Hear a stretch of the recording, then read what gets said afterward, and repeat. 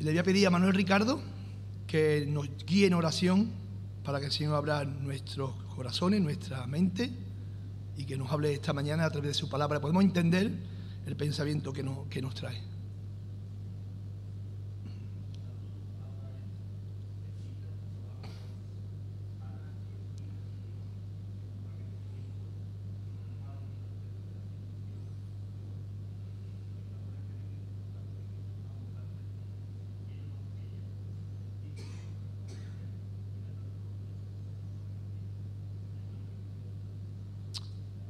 Amén.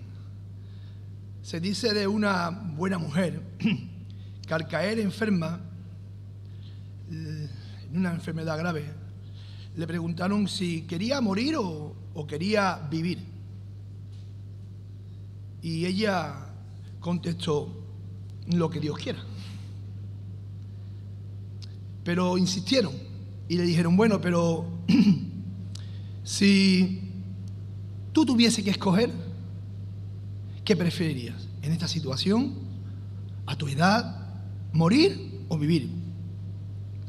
Y ella dijo: pues mira, pues si Dios me deja escoger, yo le volvería a decir a Él que decida por mí. De forma de que el pensamiento que esta mañana quiero traer, el deseo de exponer, es cómo conocer la guía divina para nuestra vida. ¿Cómo conocer la voluntad de Dios para nuestras vidas? Algunos, ¿verdad?, pasamos por momentos difíciles, pasamos por momentos de espera, por desiertos, ¿verdad?, esperando la respuesta de parte de Dios, ¿no? Sabiendo que las circunstancias o las diferentes situaciones que nos suceden no son sencillas de pasar, a veces nos sobrepasan, ¿verdad? Pero también la palabra de Dios nos enseña la espera. Y yo he comentado en ocasiones anteriores, si pusiésemos nuestros ojos en el apóstol Pablo en los últimos años de su historia, en los últimos años de su vida, si recordamos al apóstol Pablo desde el capítulo 22 del libro de Hechos de los Apóstoles, desde ese preciso momento, hermano, que lo arrestan allí en el templo, hasta su llegada a Roma, es un tiempo donde se origina, donde se producen una serie de incidencias, de situaciones por las que el apóstol Pablo tiene que pasar. Desde, ¿verdad?, ese arresto, donde él apeló después allí a César, el tiempo de arresto en Cesarea, su viaje, ¿verdad?, su naufragio, hasta que llegó allí a Roma, y después en Roma de nuevo un tiempo de arresto allí domiciliario. Y es posible que el apóstol Pablo también se hiciese muchas preguntas, porque él podía estar presentando el evangelio a los pueblos que no habían oído de él. Es más, su pensamiento era llegar hasta lo último del Imperio Romano, ¿verdad? Allí subía hasta España. Y él podía pensar: ¿a qué viene, no? Ahora este tiempo aquí en Cesarea, ¿a qué viene esta trama contra mí? Ese naufragio en Malta, etcétera, etcétera, etcétera. Ananías escuchó de boca del Señor: instrumento escogido me es este para llevar mi nombre en presencia de los gentiles y de los reyes. Y le dice: porque yo le mostraré cuánto le es necesario sufrir y padecer por mi nombre. Y vemos que en medio de ese arresto, ¿verdad?, en medio de todo ese sufrimiento por el cual pasó Pablo, él pudo compartir el evangelio con reyes, lo vemos ahí, ¿verdad?, con con el rey Agripa, y con gobernadores, y con el propio César. Él compartió, él pudo, en su defensa ante César, poder llevar ese mensaje. Y fue, hermano, en medio de su sufrimiento. Y Pablo estaba cumpliendo la voluntad de Dios en medio de esa circunstancia, en medio de ese sufrimiento.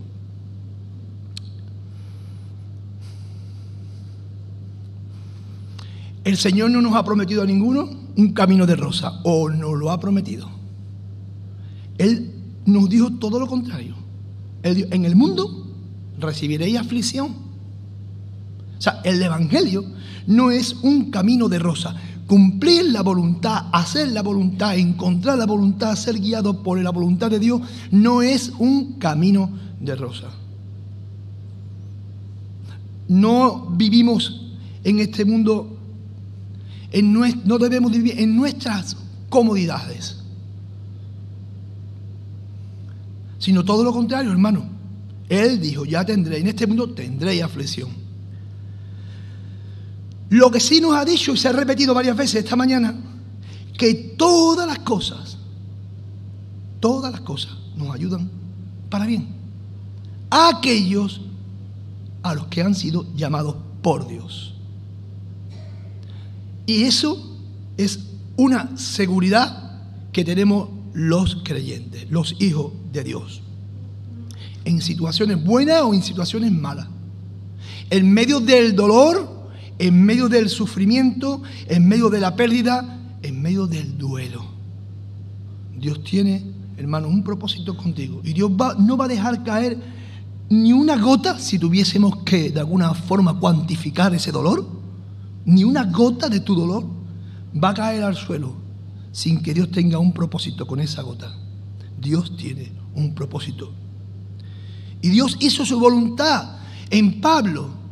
Y Pablo hizo la voluntad de Dios en su vida, porque Dios tiene un propósito con Pablo en medio de cualquier circunstancia.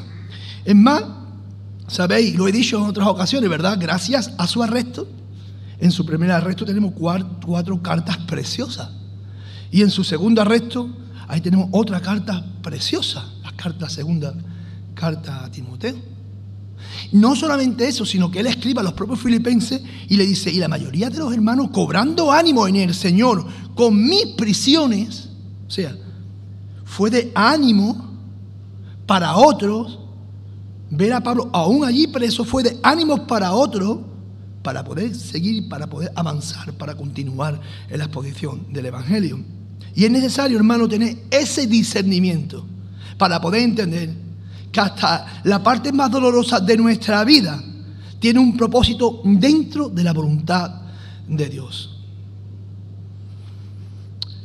La voluntad de Dios es la guía de Dios. Lo malo es que conociendo su voluntad, hermano, conociendo cuál es el camino correcto a tomar, yo decida desobedecer. Yo no me acojo al consejo. No recojo el consejo que viene a través de su palabra. Conocer la voluntad y desobedecer, hermanos, es aprender por las malas. Podemos aprender por las buenas o aprender por las malas, ¿verdad? O aprender por las malas. También es otra forma de aprender. No tenemos que esperar que Dios se nos manifieste como lo hizo con Moisés en una zarza. No tenemos que esperar algo extraordinario. Dios nos habla todas las veces, todos los días, 10.000 veces. Lo que pasa es que nosotros a veces pues lo entendemos 4 o 5 palabras de lo que nos dice. Pero Él en cada momento en nuestra vida, Él nos está hablando. Y su palabra, hermano, es el método que Él tiene para hablarnos. Si me acompañáis a Proverbio capítulo 3, por favor.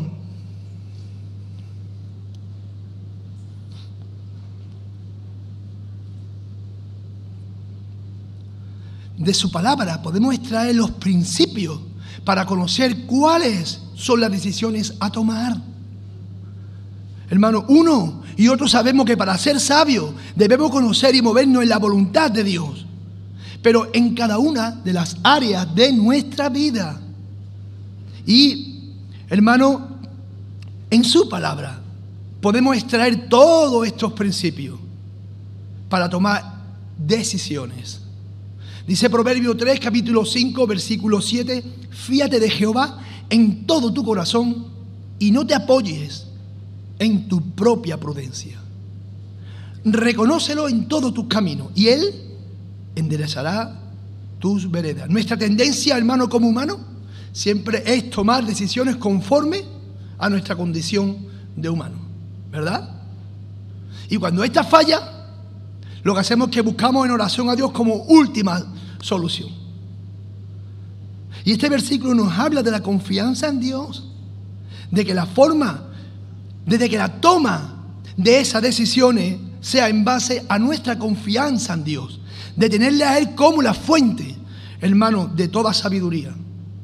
Y como resultado de la confianza en Dios, vemos su respuesta. Mirad, y Él enderezará tu vereda. El que reconoce a Dios en todos sus caminos encontrará no únicamente la dirección para tu vida, hermano, sino que también el Señor quitará los obstáculos. Así que vemos que el cumplimiento de sus promesas viene, ¿verdad?, cuando hemos cumplido la condición de depositar nuestra confianza en Dios. El cumplimiento de sus promesas, vuelvo a repetirlo, viene cuando, hermano, cuando hemos cumplido las condiciones de depositar nuestra confianza en Dios. Si sigo mi propio consejo, pues, hermano, Dios me va a encaminar, me va a volver a redirigir para que siga, pero voy a recibir los resultados. Por tanto, el hombre y la mujer, para conocer, hacer y vivir en la voluntad de Dios, para recibir esa guía divina de parte de Dios, hermano, tenemos que depositar nuestra confianza en Dios. Por tanto, el tema está, confiar en Dios, ¿qué significa? Y me gustaría desarrollar 3 puntos de este tema. Primero es saber que pertenecemos a Dios. Se ha dicho también aquí esta mañana. Ningún incrédulo puede decir las palabras del capítulo 3 del Proverbio, versículo 5 al 6, porque el hombre natural sin Dios no confía en Dios. La carta a los Efesios es una herramienta que defiende esta verdad bíblica de que somos los hijos de Dios, los que podemos obedecer, los que podemos confiar. Porque, mirad, acompañarme a la carta a los Efesios, en ese capítulo 2, ¿verdad? Tan precioso, versículo del 1 al 3, que aquí nos muestra la situación de este hombre natural, de este hombre del cual nosotros éramos antes, y Él os dio vida a vosotros cuando estabais muertos en vuestros delitos y pecados, en los cuales anduvisteis en otro tiempo siguiendo la corriente de este mundo, conforme al príncipe de la potestad del aire, el espíritu que ahora opera en los hijos de desobediencia, entre los cuales también todos nosotros vivíamos en otro tiempo en los deseos de nuestra carne, haciendo la voluntad de la carne y de los pensamientos, y éramos por naturaleza hijos de ira, lo mismo que los demás. Nosotros, ¿verdad?, lo que éramos antes, dice. Y esto nos muestra la situación del hombre natural, del hombre caído, y así éramos antes. Un espíritu inoperante, en ese sentido psicológico, moral, ¿verdad?, en cuanto a las cosas de Dios. Estamos inclinados al pecado, el cual es la muerte espiritual de la persona. Y el incrédulo está insensible, sin percepción alguna, inmóvil en cuanto a las cosas de la fe. Tiene su mente en tinieblas, vive apartado de Dios y sin salvación. Sin Dios y sin salvación. Muerto en sus delitos y pecados. Como si fuera un ataúd inmenso, o dentro de un ataúd inmenso, de una fosa insaciable que atrapa y retiene para siempre. Y hemos leído, hermano, que el incrédulo es dirigido por el propio príncipe de este mundo, por el propio diablo, pero además por el mundo y por la carne. Por tanto, solo el creyente puede disfrutar de la guía, hermano, del Espíritu Santo. Solo el creyente puede entender las enseñanzas que emanan de las Escrituras, la enseñanza espiritual que emana de la Escritura, porque se tiene que discernir espiritualmente, y para ello se necesita, hermano, el Espíritu Santo. Así que, primero, el primer punto, confiar en Dios. El segundo punto es que tú sepas, que tú conozcas que Dios tiene un plan contigo. Dios tiene un plan contigo. Porque sabemos, hermano, el precio de nuestra redención. Y el precio de nuestra redención también se ha dicho esta mañana aquí. La sangre. Dios Padre entregó a su Hijo para morir por nosotros. Y fue tan grande el costo, hermano, fue tan grande el costo, que se ha leído también esta mañana aquí, que hemos sido comprados por precio, por la sangre preciosa del Cordero. Y cuando adquirimos algo, hermano, que hemos comprado a un gran precio, hermano, es porque tenemos un propósito con ese algo. Compro mi casa porque allí voy a hacer mi vida. Entonces, el precio de mi casa es grande, es elevado. Tengo que decidir dónde voy a vivir, tengo que decidir, ¿verdad? Imaginaros si Dios, cuando entrega a su Hijo por la iglesia, cuando entrega a su Hijo por nosotros, si Dios entregó lo más valioso que tenía, lo más valioso que tiene, hermano, no tiene un propósito con eso. Y a eso tenemos que llegar a nosotros a entenderlo. Algo que nos toca a nosotros entender. Cuando Dios adquiere algo por un precio tan valioso, es que tiene un gran propósito con aquello que adquiere.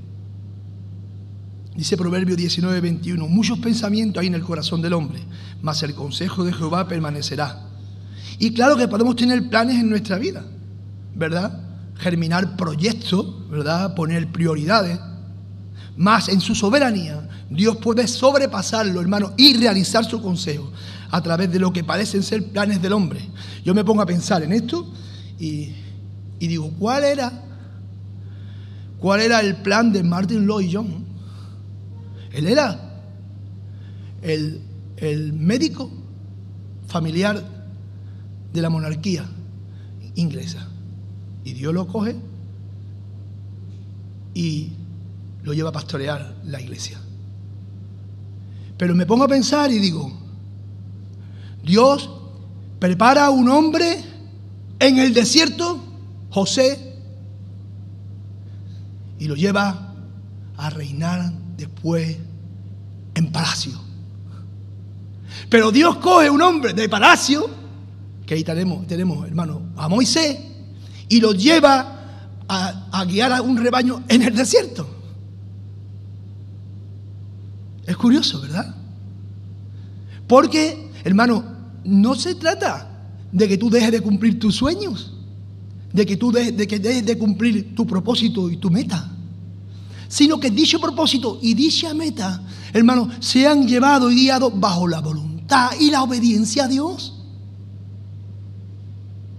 No es que quites de tu mente y de tu corazón, pues claro que tienes que casarte y buscar trabajo y estudiar y buscar todo eso es bueno, es lícito, es necesario.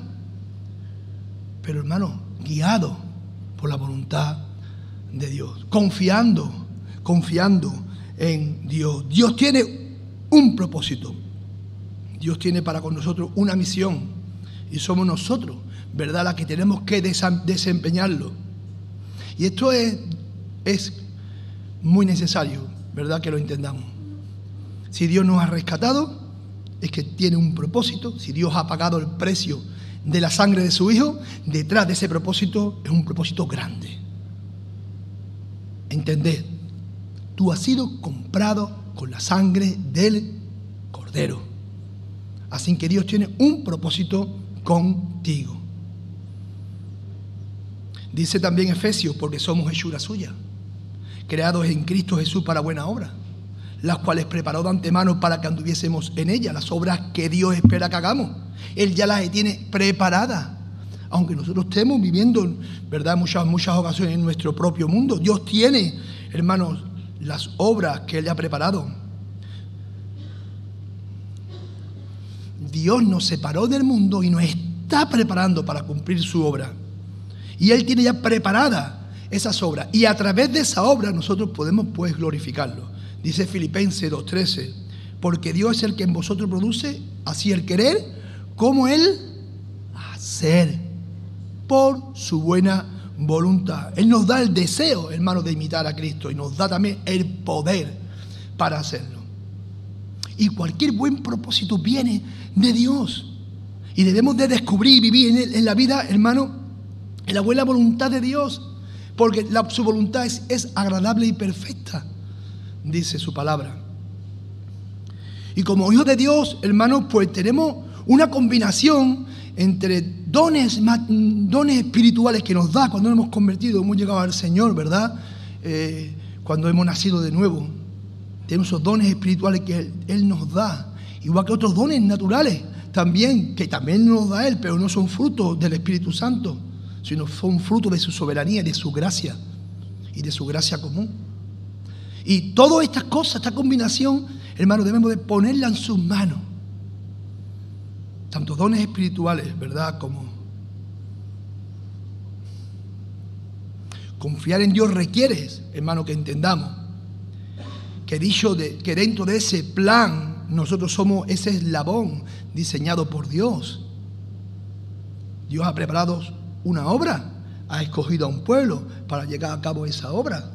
¿Veis? Es un eslabón que Dios prepara. Y Dios nos prepara para que desarrollemos, para que hagamos su obra, que Él ya ha preparado de antemano en su soberanía.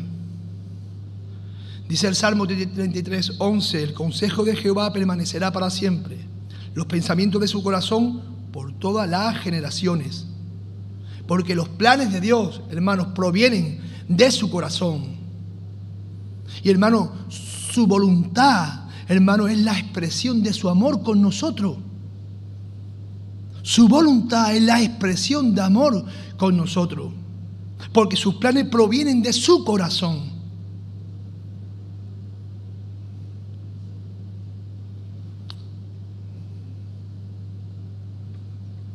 Y no es un gozo, hermano, no es un gozo saber que cumplimos los planes de Dios.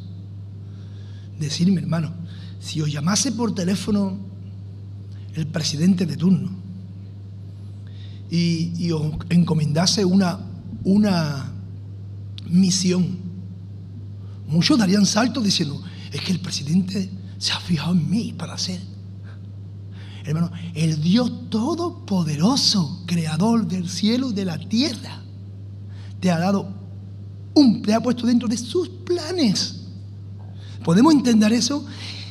Paga con la sangre de su Hijo y te introduce en el plan que Él tiene. No es, ponte, reflexiona. Es que muchas veces escuchamos o hablamos cosas, pero si nos ponemos a pensar, a reflexionar, a meditar sobre estas verdades. Hebreos 6:12, si me acompañáis, por favor, ahí Hebreos 6:12. Porque Dios nos revela su voluntad, hermanos, en los momentos adecuados. Y como digo, vamos a ver cómo el autor de Hebreos expresa cómo aquellos que depositan su confianza, aquellos que, miréis que dice el versículo 12, a fin de que no os hagáis perezosos, sino imitadores de aquello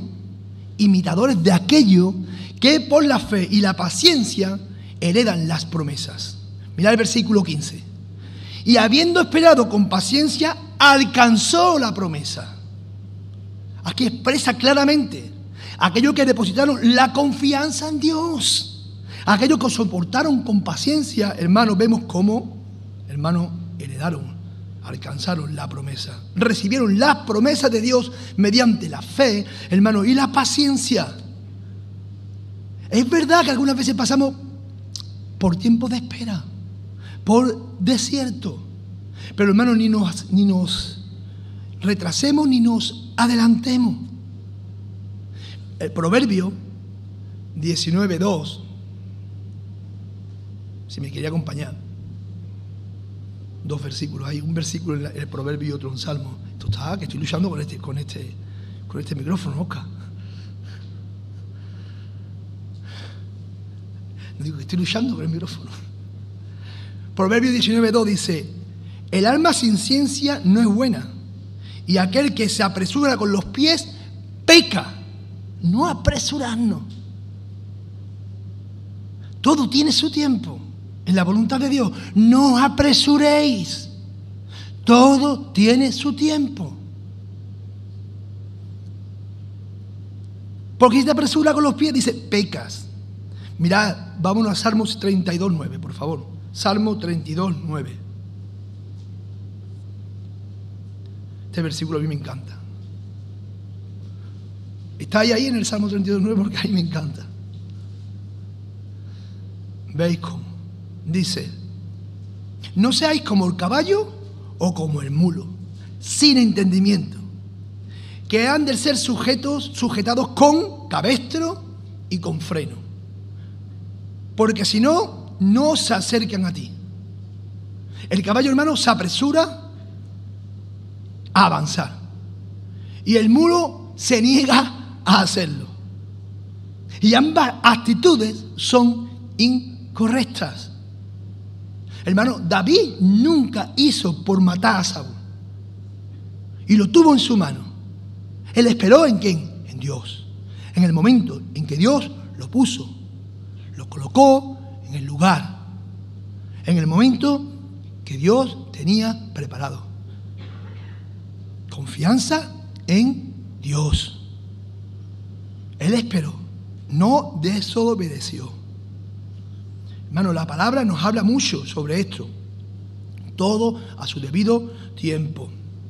Pablo dice allí: pero cuando agradó a Dios, que me apartó desde el vientre de mi madre y me llamó por su gracia, revelada a su Hijo en mí, ¿verdad? Y Pablo sabía que él había sido apartado por Dios desde antes de nacer. Pero cuando llegó el tiempo, Dios se da a conocer a Pablo. Apartado desde el vientre de su madre, dice. Aunque él ya nos conoció desde antes de la fundación del mundo, ¿verdad? Pero está apartado desde el vientre de su madre. Y dice, pero cuando llegó el momento, él se reveló a mí. Y lo vemos ahí en el capítulo 9, ¿verdad? Del libro de Hechos de los Apóstoles. En Juan, os acordáis la historia de Juan, ¿verdad? Lázaro había muerto. Y enviaron pues las hermanas para decir a Jesús: Señor, he aquí, el que te ama está enfermo. Cuando yo pues, que estaba enfermo, se quedó allí 2 días más en el lugar, se quedó allí 2 días más en el lugar que estaba.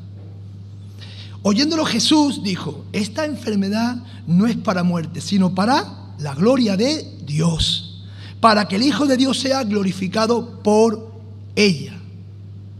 Él no fue al encuentro, hermano, de Lázaro antes, porque eso no estaba dentro de los planes ni de la voluntad de Dios, sino que yo me pongo a pensar, y Lázaro tuvo que morir.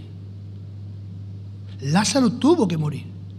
Pero María y Marta sufrieron la muerte, lloraron la muerte, ¿o no fue así? ¿Hubo un sufrimiento en el corazón de María y de Marta, o no hubo sufrimiento en el corazón de María y de sus familiares? Hubo sufrimiento. De la forma que había sido consolado. Consolad a vosotros. Nadie puede entender ese tipo de sufrimiento, solamente aquellos que pasan por ahí. Qué bueno, ¿verdad? Tener personas a nuestro alrededor que nos aconsejen sobre ese tipo de sufrimiento, habiéndolo pasado ellos, pero que puedan consolar a otros a pasarlo. No adelantarnos. Acordaros de Abraham. Él se llegó a la sierva de Agar para para agarrar la promesa antes. ¿Y qué trajo? ¿Qué trajo adelantarse a los planes de Dios? ¿Qué trajo? Pues mirad lo que hay, o casi lo que hay con el mundo musulmán y todo lo que... De ahí viene todo esto. ¿Qué trajo adelantarse? Ni atrasando, ni retrasando, ni adelantando, hermano. Conocer la voluntad de Dios no es algo momentáneo. No es algo que Dios te lo vaya a revelar al instante, hermano. Sino que debe de convertirse en un estilo de vida. Y esto, ¿verdad?, nos lleva al desencadenante. Al desencadenante. Esto nos habla de un estilo de vida, conocer la voluntad de Dios. Esto no es esperar que Dios se manifieste en la zarza. No. Sino, hermano, nos lleva a un término que estamos tratando durante la última semana. Obediencia. Obediencia. Compromiso, hermano, en todas las facetas de mi vida. En obediencia. Vivir en obediencia. Alguien dijo que la obediencia era la llave para el conocimiento espiritual. Y si verdad, que deseamos conocer cuál es la voluntad de Dios, hermano, para nosotros, solo lo vamos a encontrar en una vida de obediencia. Dios no se obliga a sí mismo a revelarte a ti su voluntad, si tú no estás dispuesto, hermano, a obedecerle. Es absurdo. ¿Entendéis o no entendéis? Yo no voy a... Si tú no me buscas. Por eso muchas veces, ¿verdad?, cuando un hermano pide, ay, me gustaría conocer la voluntad de Dios, sencillamente se le dice, lee la palabra de Dios y obedécela. No es una porción, una fórmula mágica, ¿verdad? El caminar cada día en obediencia a Dios, porque Él va a dirigir, hermano, su voluntad. Él te va dando preguntas a tus dudas. El pueblo con Josué, hermano, puso los pies en el Jordán en obediencia.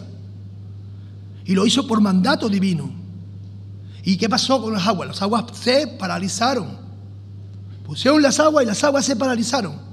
Ellos no comenzaron a buscar el argumento químico, científico, analítico, de que cómo las aguas se van a paralizar. Ellos obedecieron. Yo no tengo que preguntarle al Señor por qué de todo, sino se me llama a obedecer, a cumplir su palabra. En el caminar de cada día, hermano, en la obediencia, el que nos va guiando. Jesús le dijo allí a los discípulos, echad las redes. Y los discípulos, llevamos toda la noche aquí, echaron las redes, obedecieron. Y todos los peces que había en el lago se metieron en la red. Obedecieron más los peces que los discípulos, ¿verdad?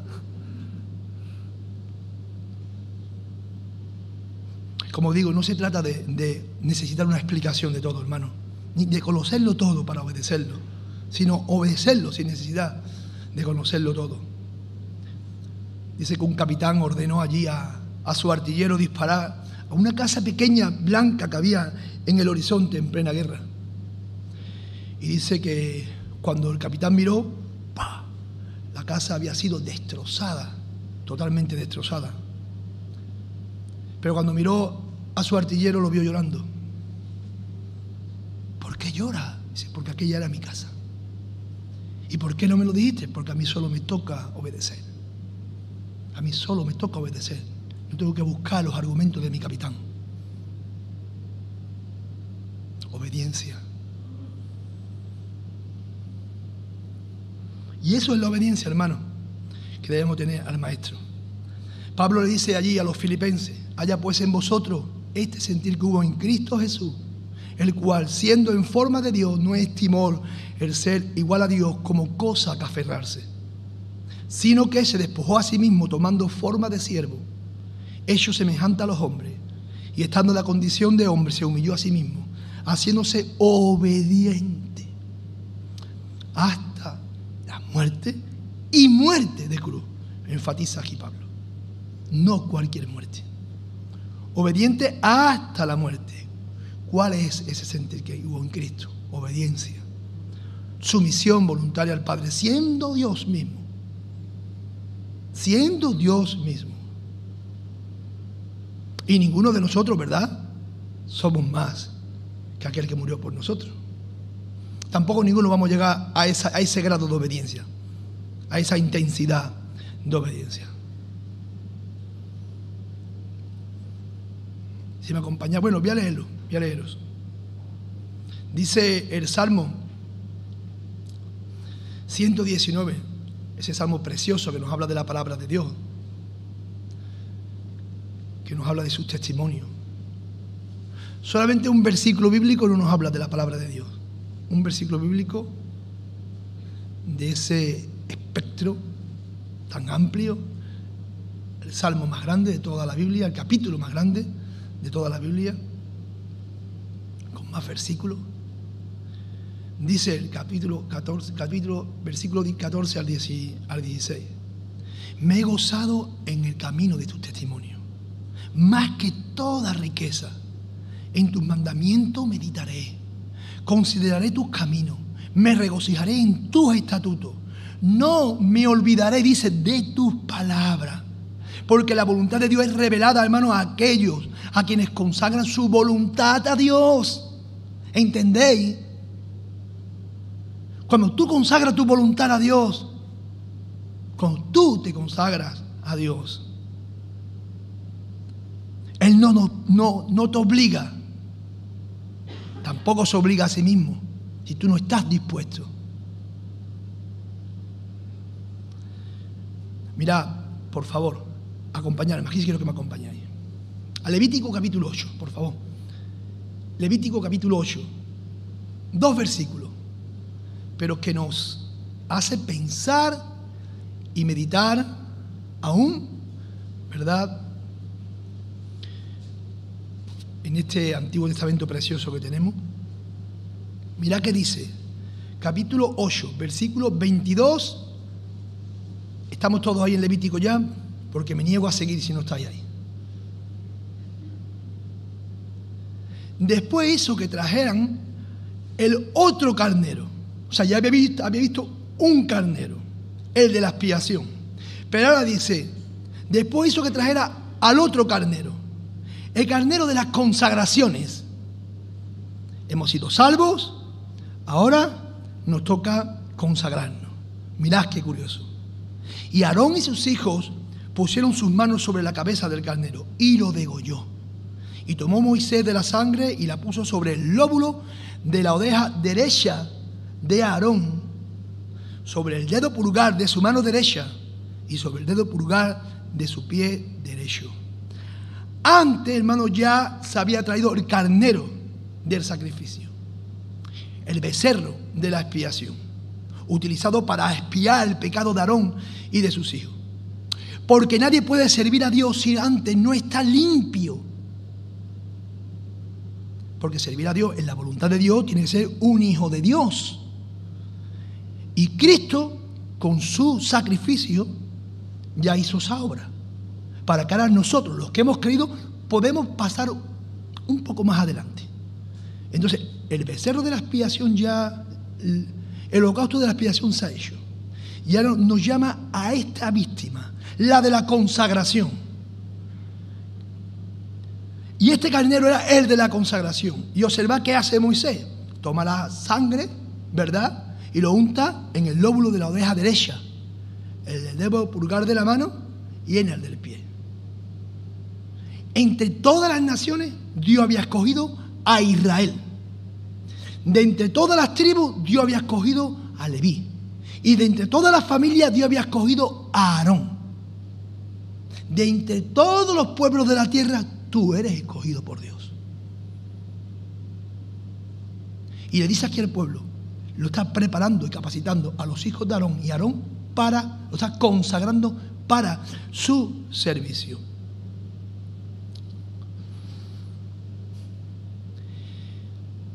Y como símbolo de esta consagración,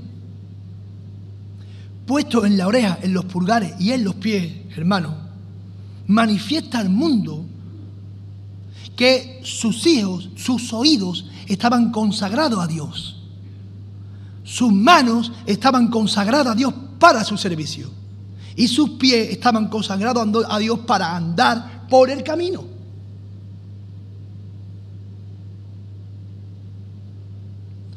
Y dice Apocalipsis 1:6, y nos hizo reyes y sacerdotes, un reino de sacerdotes,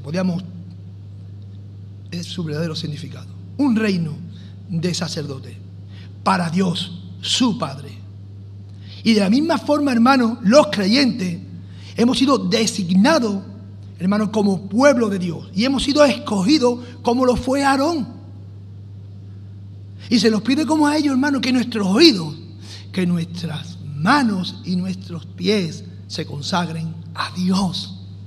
Tú formas parte de este reino de sacerdotes. Y Pablo lo expresa ahí en el libro de Romanos, que tantas veces hemos escuchado predicar sobre el capítulo 12, ¿verdad? Así que, hermanos, os ruego por la misericordia de Dios que presentéis vuestros cuerpos en sacrificios vivos, santos, agradables a Dios, que es vuestro culto racional. Y dice, no os conforméis a este siglo, sino transformaos por medio de la renovación de vuestro entendimiento, para que comprobéis cuál es la buena voluntad de Dios, agradable y perfecta. Y a menos que seamos transformados por la renovación de nuestro entendimiento, hermanos, vamos a resultar conformados a este siglo. Ser conformado equivale a ser moldeado, es decir, adquirir la forma como la cera adquiere, ¿verdad?, la forma del recipiente que se utiliza. Dice, no amoldaros a este siglo, sino transformaos. La transformación, para que comprobéis cuál es la buena voluntad de Dios, agradable y perfecta. No nos conformemos a este siglo, sino transformaos. Igual que los sacerdotes tienen que apartarse de todo lo inmundo, todo aquello que era inmundo, todo lo que Dios había enseñado en su palabra. De la misma forma nosotros tenemos que apartarnos, hermanos, también de todo lo inmundo. Muchos cristianos están casi totalmente conformados a este siglo, hermano, hasta el punto de que se confunden en él, hasta el punto de que muchos se preguntan si es creyente o no es creyente. Este va a la iglesia, sí, este va a la iglesia, pero un hombre de Dios no puede vivir como un hombre del mundo, amoldado a todo. No podemos ir entregando, tenemos que ir rescatando, tenemos que ir venciendo. No podemos ser condescendientes con el pecado ni con lo que el mundo nos marca, hermano. Este mundo no puede ser patrón, la sociedad no puede ser patrón para la iglesia. Los principios que encontramos en este mundo, bueno, no tiene principio. Porque si algo tiene es que no hay una base sólida, clara. No améis al mundo ni las cosas del mundo, dice Juan. No es compatible tener un corazón entregado al Señor y al mismo tiempo una vida de libertinaje espiritual. Tenemos que transformar nuestra mente. Aquello que tú traías, aquello ya no vale, hermano. Aquello que traías del mundo no tiene nada que ver en la iglesia. Tienes que transformar tu mente, tienes que renovar tu mente conforme a la buena voluntad de Dios, conforme a lo que nos enseña en su palabra. Y todo aquel que se hace amigo del mundo se instituye, se constituye enemigo de Dios. El pueblo de Dios necesita untar sus orejas, untar sus pulgares y sus pies, hermano, para vivir una vida consagrada a Dios. Llega un momento en que Pablo decía que nos hiciésemos un autoexamen sincero, lo más profundo de nuestro corazón, preguntándonos: ¿cuál es mi situación actual? ¿Soy apto? ¿Vivo una vida de obediencia para que Dios se muestre en mí, para que Dios revele su voluntad? Algunos piensan, y lo vuelvo a repetir, que Dios se le va a aparecer en la zarza ardiente. Que no, hermano, que no. Que si no buscas al Señor en su palabra, si no buscas al Señor en comunión con Él, los pasos que vas a dar son tus pasos. Tus formas son tus formas. Tus principios son tus principios. Tiene que buscar a Dios y Él va a ir marcando cada faceta. En el desarrollo de la obediencia a Dios, Él va a ir marcando. Confianza en Dios. Tenemos que decir como la canción: mi corazón está dispuesto, oh Dios. Disponer nuestro corazón. Y el Señor desea levantarnos, hermano. Desea restaurar esa relación con Él. Si hasta ahora no la he vivido, si hasta ahora no lo he buscado, si algo tenemos, hermano, en Dios, es gracia. Gracia sobre gracia. Y nosotros como iglesia tenemos que poner en práctica esa gracia. Gracia sobre gracia. Hermano, y buscar, si hasta ahora no lo he hecho, propon en tu corazón. Como dijo el profeta Daniel: propuse en mi corazón no contaminarme con las cosas. Propon en tu corazón buscar a Dios. Dispón tu corazón y hazlo. Si hasta ahora, bueno, pues hemos tenido el error de estar entre dos líneas, Dios tiene gracia. Si confesamos nuestros pecados, Él es fiel para perdonar nuestros pecados y para librarnos de toda maldad. Dice Juan allí también. La santidad, hermanos, encamina al creyente para disfrutar de la vida con un mayor grado de intensidad, con excelencia y una perspectiva correcta. ¿Alguien piensa que llegar a ser cristiano se convierte y va a ser una vida de amargura? La persona que vive en obediencia a Dios vive una vida de gozo. Eso de pensar, ni mucho menos, al contrario.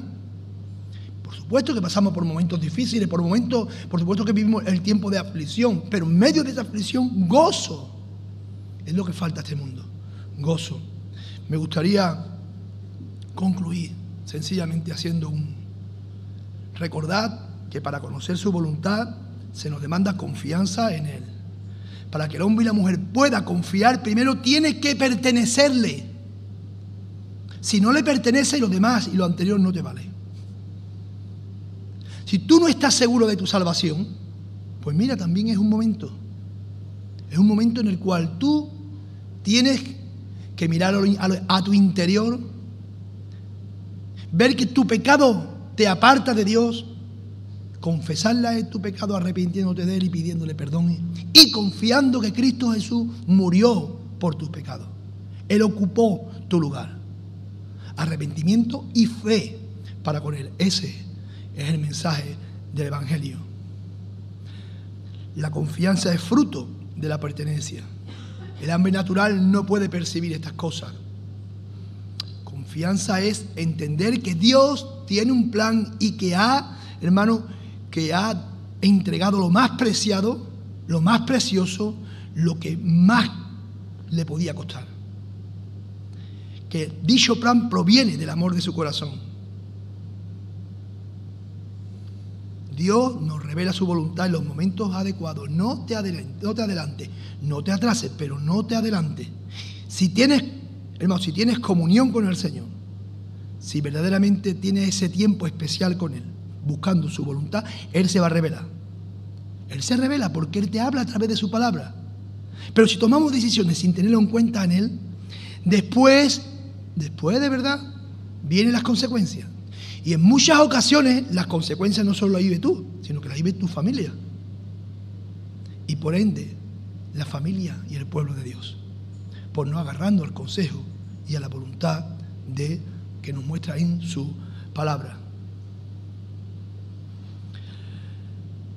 Obediencia es la llave del conocimiento espiritual. Y es a través de una vida de obediencia que encontramos su voluntad, porque su voluntad es vuestra santificación.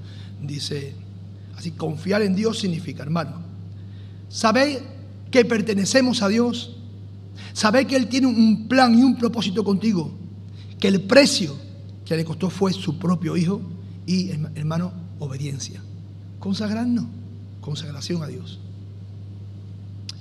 Y te damos gracias, Padre, Dios mío, porque podemos encontrar en tu palabra cada uno de estos principios, Señor, que emanan, Dios mío, de tu consejo, y lo podemos hacer nuestro, Padre. Y Dios mío, yo te pido especialmente por Dios mío, porque si en algunos momentos, Dios mío, en algún tiempo de nuestra vida, Señor, hemos vivido en rebeldía, hemos vivido, Padre Santo, no atendiendo a tu consejo, Señor, te rogamos, Dios mío, en esta mañana que tú restaures nuestra relación contigo, Padre. Obra tú en cada corazón, Señor. Obra tú, Padre Santo, para que, Dios mío, tú deposites, Señor, en nosotros todo aquello que nosotros necesitamos, Padre Santo. Dios mío, danos confianza en ti, Padre Santo. Produce en nosotros deseo de consagrarnos. Produce tú en nosotros la motivación correcta, Padre. Obra tú, Dios mío, para que nuestra vida, Dios mío, se consagren a ti al 100%, Dios mío. Ayúdanos a vivir en obediencia, Dios mío, que la comunión y la relación contigo sea en el día a día, Dios mío, nuestro hábito, Padre. Que verdaderamente, Señor, seamos obedientes cuando, Dios mío, tú nos guías a través de tu consejo, Padre. Y, Señor, que glorifiquemos tu nombre en medio de esta sociedad, Señor, que nos aprieta, Dios mío, que nos aflige, Padre, y rogarte, Dios mío, que tú renueves nuestra mente, Dios mío, que tú nos ayudes a ver como tú ves, a ser como tú eres, a mirar como tú ves, Señor. Glorifícate en nuestras vidas, Señor, para gloria y honra de tu nombre. En el nombre de Jesús.